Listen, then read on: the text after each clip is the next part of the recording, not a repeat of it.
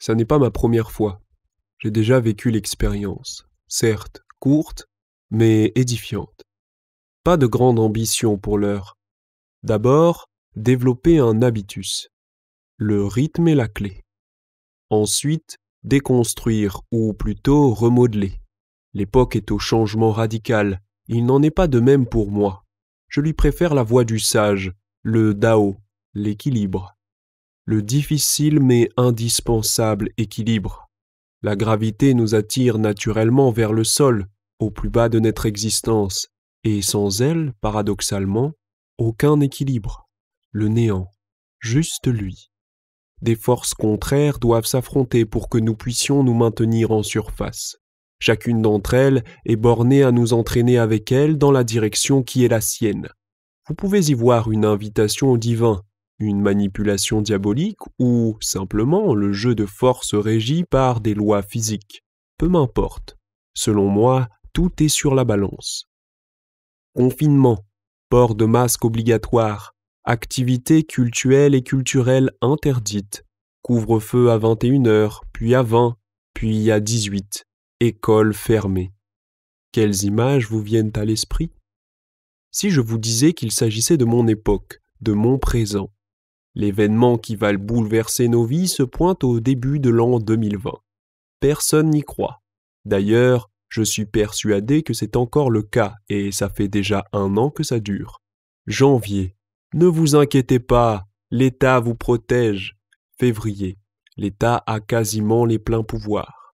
Évidemment, la majorité crédule et abétie ne peut se résoudre à accepter le double tranchant des vérités et préfère la douceur du mensonge. S'en convaincre n'est pas si difficile quand le groupe vous valide dans ce choix. Vous allez me dire, quels sont ces mensonges qui ont été proférés? Pour occulter quelle vérité? Vous ne trouverez pas de réponse à vos questions par ici. Une documentation plus exhaustive est sûrement à votre disposition, à moins qu'il n'en soit rien. Que cette période de l'histoire ait été arrangée. Sûrement, comme certaines peuvent l'être déjà aujourd'hui. D'ailleurs, le passé se dérobe sous nos yeux à chaque crépuscule. Souvenir lointain. Aucunement, mais le temps n'a de réalité objective. Le saisir dans une lentille de verre, une belle illustration d'un mensonge forcé à être admis comme une vérité. Qui nous dit quand?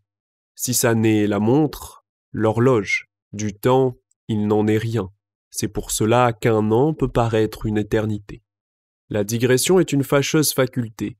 Elle découle d'une recherche d'exhaustivité qui ne peut être atteinte. Dire plus qu'il n'en faut. Voilà une mauvaise écriture. La clarté se passe d'ondulations interminables. La justesse écarte tout ce qui dénote. Enfin, la poésie ne se trouve pas dans le sinueux, contrairement à ce qu'on a voulu me faire croire. La poésie est directe et simple, car rien de plus naturel que la poésie. Les mots sont artifices, seule l'image importe, l'odeur, la matière, le goût, les vibrations, les sons, etc. Il est encore trop tôt pour l'envisager, mais j'ai l'ambition d'écrire plus que de simples pensées. Je veux exploiter ce qui fait de moi une bête de conscience, l'imaginaire. Bien entendu, j'en fais déjà usage, mais ça n'est pas assez. Ça ne le sera jamais, puisque je vous l'ai dit, l'équilibre est la sagesse, et trouver l'équilibre dans l'immobilité, c'est la mort.